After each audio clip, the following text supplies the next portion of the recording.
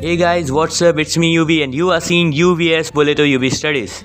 So students, welcome to my next video, that is part 2 of class 9 physics chapter 1 motion. However, I had told you that explanation part 2 will bring some interesting topics. So आज इस video में मैं explain करूँगा कुछ numerical relation और उनसे related equations, साथ ही पढ़ेंगे कुछ ऐसे टॉपिक्स जो पिछले वीडियो में रह गए थे। अगर आपने इस लेसन का एक्सप्लेनेशन पार्ट 1 नहीं देखा जिसमें मैंने एक्सप्लेन की हैं सारे इंपॉर्टेंट टॉपिक्स, तो लिंक डिस्क्रिप्शन में है, जाइए देख के आइए। So let's begin with today's first topic, that is equation of uniformly accelerated motion. Guys, the role of equation of uniformly accelerated motion in this short film is just as a twist comes in a story. And this equation of uniformly accelerated motion, popularly known as equation of motion. There are three equations of motion that can be used to derive components such as displacement, velocity, time and acceleration. Okay, तो क्या आपको पता है इन equations of motion का use क्या है? Okay, let me tell you, in equations of motion को use displacement, initial velocity, final velocity, time और एक्सेलरेशन जैसे इंपॉर्टेंट क्वांटिटीज़ को डिराइव करने के लिए किया जाता है. And today we will derive these three equations of motion. और आज हम इन्हीं थ्री इक्वेशंस ऑफ मोशन को डिराइव करेंगे. First, v equals to u plus a t. Second, s equals to u t plus half a t square. Third, v square equals to u square plus 2as. But before we start it, let us revise for one last time acceleration. Okay, what is acceleration? The rate of change of velocity of an object per second is called acceleration. It is a vector quantity and its SI unit is meter per second square. Acceleration equals to v minus u upon t. मतलब क्या है? What it means? कहना क्या चाहते हो? Wait. It just want to say velocity का change होना, और we can say varying of velocity heat acceleration है. फॉर एग्जाम्पल, हम एक्सकलेटर का यूज़ करते हैं अपने व्हीकल्स में ताकि हम अपनी स्पीड बढ़ा सकें, यही तो एक्सकलेशन है. ओके, इस एग्जाम्पल को याद रखिएगा, मैं इससे रिलेटेड एक क्वेश्चन पूछने वाला हूँ. पर फिलहाल हम ये जानते हैं कि एक्सकलेशन वेक्टर क्वांटिटी है और इसका SI unit metre per second square है. और एक्सकलेशन का फॉर्मूला क्या है? A equals to v minus u upon t. Okay, let's come to our point, that is derivation of first equation of motion. V equals to u plus a t, where v equals to final velocity, u equals to initial velocity, a equals to acceleration and t equals to time taken. The first equation of motion is v equals to u plus at, and this equation of motion gives the velocity acquired by a body. Let's commence with the first derivation. Students, from the definition of acceleration we get acceleration equals to change in velocity upon time, or we can also say that acceleration equals to v minus u upon t, right? That is by transposition method, at equals to v upon u. And what we need? We need v equals to u plus at. So again by transposition method, we can write at equals to v upon u as v equals to u plus at. Okay? So for the first equation of motion we get v equals to u plus at. Let me explain you अभी हमने क्या किया. देखिए, definition of acceleration से हमने पाया ये acceleration equals to change in velocity upon time, जिसको हमने लिखा v minus u upon t, है ना, यानी a equals to v minus u upon t. अब हमने ट्रांसपोजिशन मेथड से टाइम t को लेफ्ट हैंड साइड लेके गए, तो हमें क्या मिला? A t equals to v minus u. अभी हमको क्या चाहिए? v equals to u plus a t. तो हम फिर ट्रांसपोजिशन मेथड का प्रयोग करेंगे और माइनस यू को लेफ्ट हैंड साइड ले जाएंगे, तो हमें क्या मिलेगा? v equals to u plus a t. यही तो हमारा फर्स्ट इक्वेशन ऑफ मोशन है. इसी के साथ हमारा फर्स्ट डेरिवेशन कंप्लीट होता है. So guys, before I start the next derivation, let me ask you a question. क्या हम स्पीड के बढ़ने को ही सिर्फ एक्सेलरेशन कहेंगे? The answer is no. तो क्या ब्रेक लगना भी एक्सेलरेशन है? हाँ, पर नेगेटिव एक्सेलरेशन, जिसे हम रिटार्डेशन के नाम से जानते हैं. Okay, so let's start derivation of second equation of motion with the definition of average velocity. या what is average velocity? The displacement of an object over time is called its average velocity. That is av equals to initial velocity plus final velocity upon 2, और we can also say average velocity equals to u plus b upon 2. Okay, let's see again the second equation of motion, s equals to ut plus half at square. This equation of motion gives the distance traveled by a body in time, where s equals to displacement, u equals to initial velocity, t equals to time, and a equals to acceleration. So students, from the definition of average velocity we get average velocity equals to u plus b upon 2. And also by distance travel, average velocity into time, that is s equals to u plus b into time upon 2. Let this equation as equation 1. Now, from the first equation of motion we have v equals to u plus at. Putting this value of v in equation 1 on the place of v, then we get s equals to u plus at into t upon 2 or s equals to 2u plus at into t upon 2. Now after solving, s equals to 2ut plus at square upon 2, that can be written as s equals to ut plus half at square, which is our second equation of motion. Let me explain you what we have done. Average velocity के definition से हमें मिला एक formula जो है av equals to u plus v upon 2, और हम जानते हैं कि सेकंड इक्वेशन ऑफ मोशन हमें डिस्टेंस ट्रेवल बताता है, इसलिए distance equals to average velocity into time, that is s equals to u plus v into t upon 2। अब फर्स्ट इक्वेशन ऑफ मोशन से हमें मिला v equals to u plus at। Okay, हमने v की value को equation 1 यानी s equals to u plus v into t upon 2 में put किया, तो हमें मिला s equals to u plus at into t upon 2, जिसको हमने लिखा s equals to 2u plus at into t upon 2। After opening the bracket s equals to 2ut plus at square upon 2।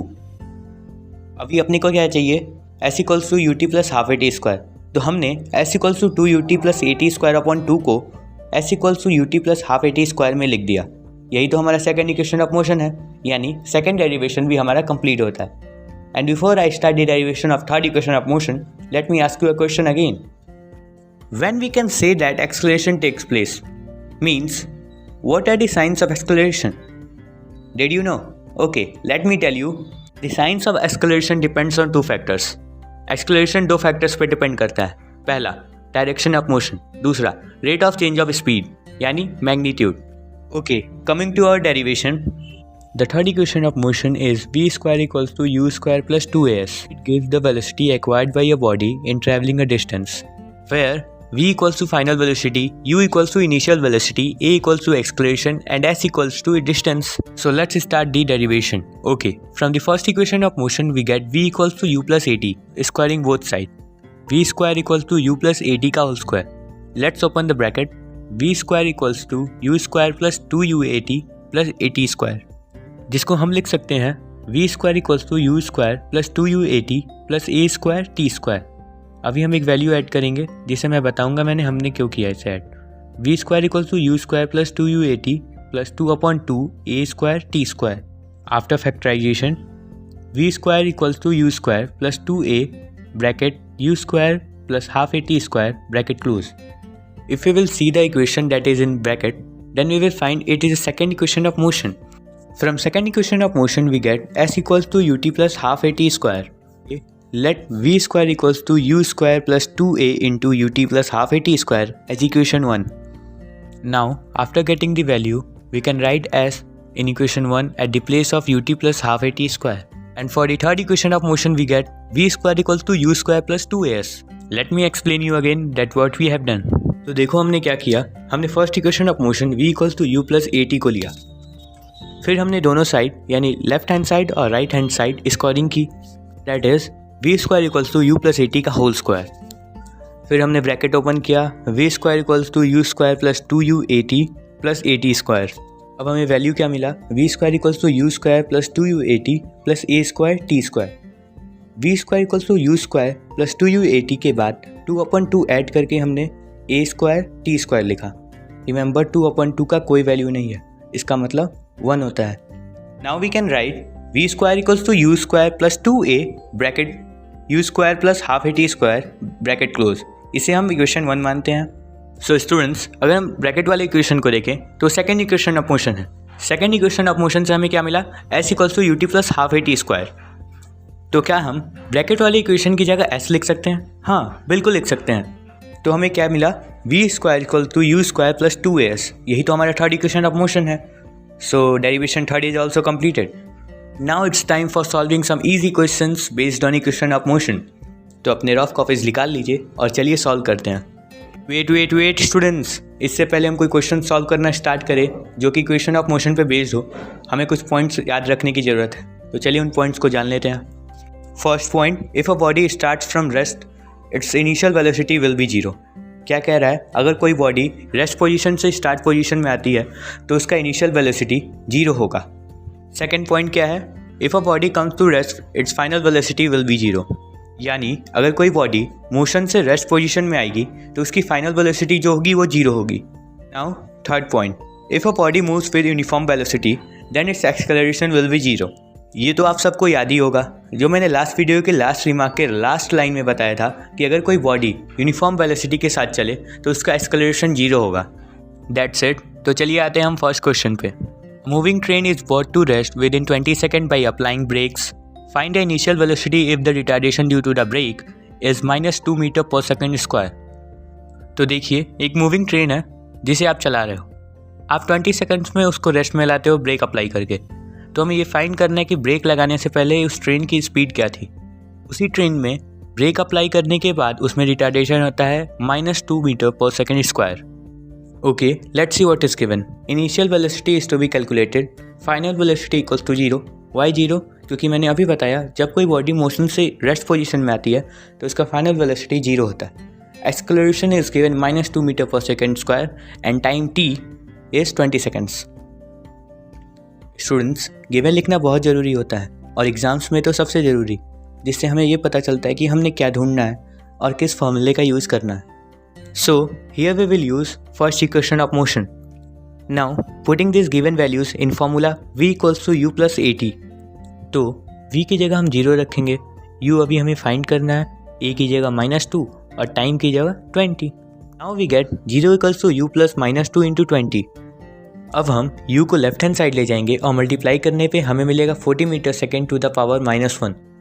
तो हमें u की value क्या मिली? 40 metre second to the power -1. That's it. Okay, let's see next question. A racing car has a uniform acceleration of 4 metre per second square. What distance will it cover in 10 seconds after it starts. एक racing car है जो 4 metre per second square का uniform acceleration produce कर सकती है. तो वो start होने के 10 सेकेंड्स में कितना डिस्टेंस ट्रेवल करेगी. ओके, तो चलिए सॉल्व करते हैं. पहले गिवन देख लेते हैं क्या है. Initial velocity equals to 0. Time कितना है? 10 seconds. Acceleration 4 metre per second square.